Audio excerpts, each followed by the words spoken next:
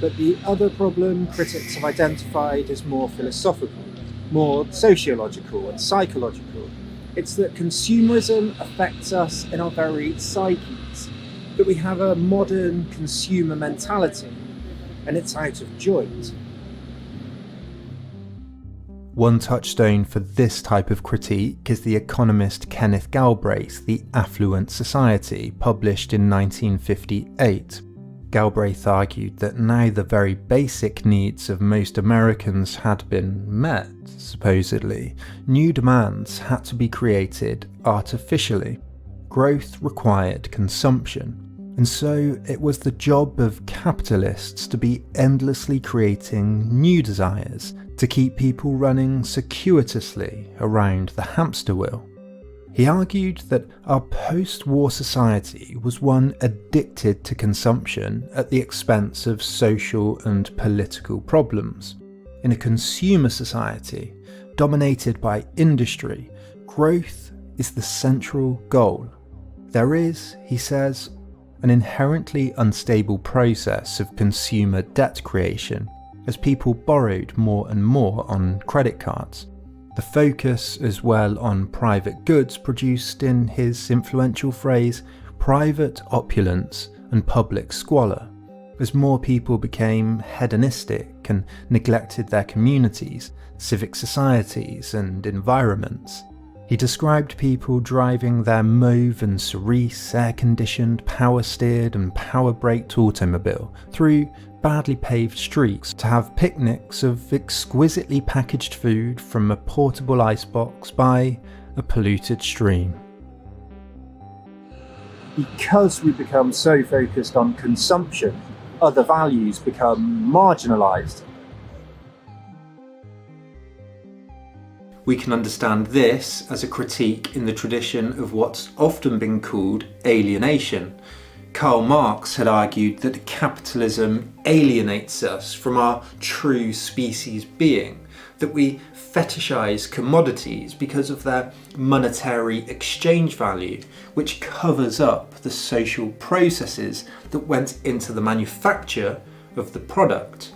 We see the world through the lens of a cash nexus, which covers up what's really going on in reality, in the social world, in the factories, in the labourers, and under the surface.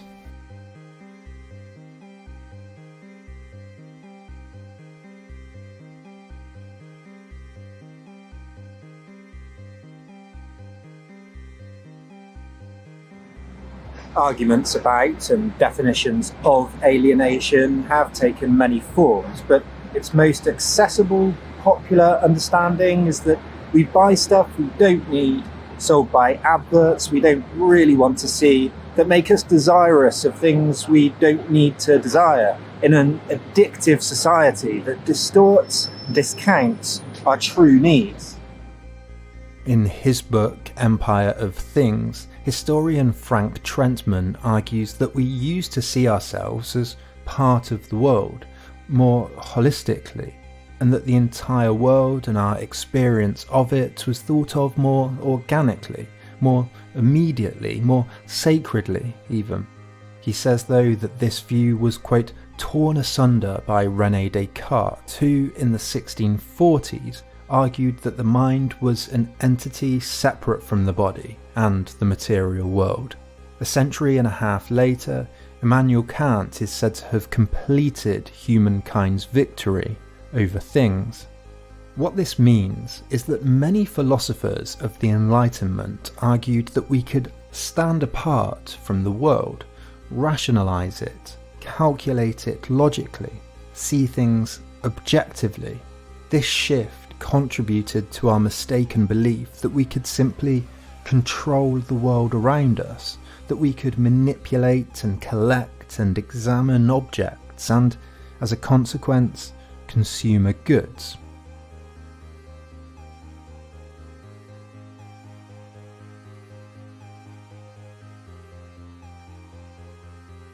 Of course, we know this is a mistake.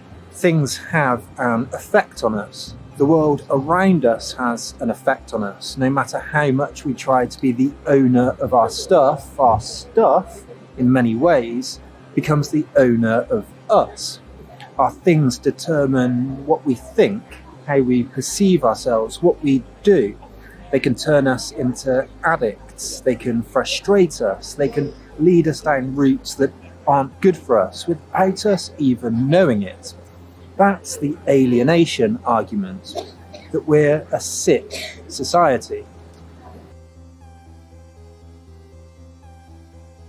Marx had called religion an opiate of the masses. It kept people docile, easily controlled, under the thumb of their rulers, distracted from the real problems around them. Now, many have argued, consumerism has taken on that mantle, becoming the opiate of the masses.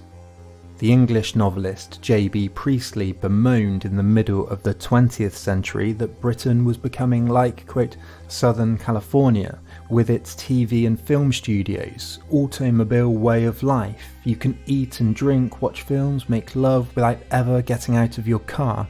It's flavourless cosmopolitanism and bogus religions. Or take this quote from Frankman's Empire of Things on a cinema goer from the 1920s. One young British woman, a shorthand typist who went to the pictures 4 times a week, found that seeing marvellous places like New York and California on the screen left her miserable and unhappy sitting in my stuffy little office all day with nobody to talk to but myself, and to go home to a house that should have been knocked down 5 years ago. These quotes suggest that what we're surrounded by is somehow wrong, that we're subjected to and forced to absorb and embody great images of desires that we don't have but others, mysterious others, often out of reach, often manipulated and polished to sell more adverts on screens, do. The images, though, they aren't real. They're not representative of reality. They have no depth.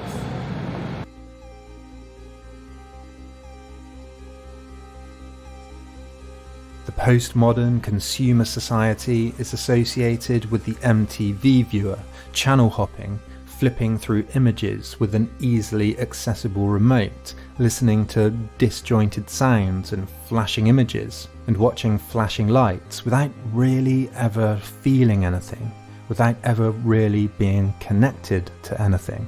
The viewer, in sociologist Mike Featherstone's words, merely enjoys the multi-phrenic intensities and sensations of the surface of the images.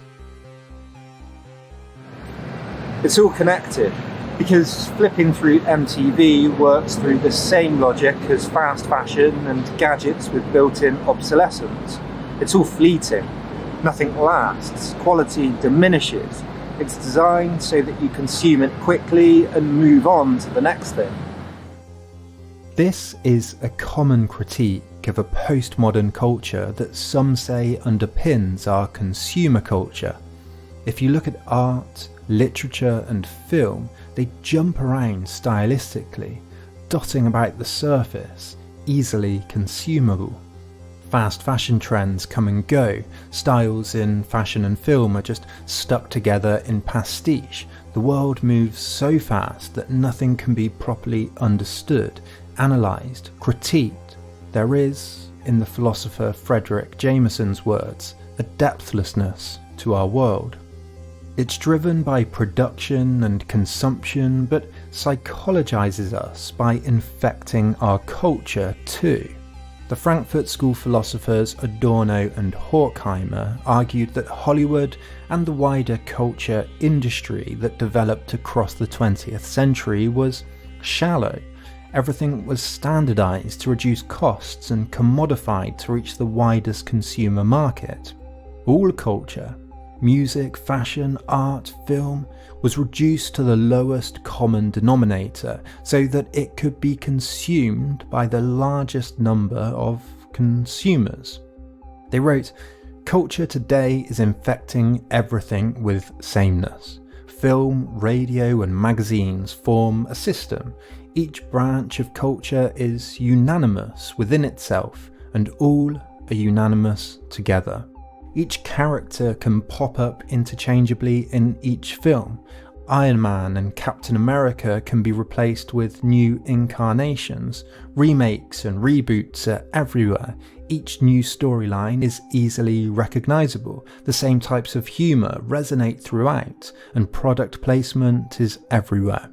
It's simple, easy, consumable.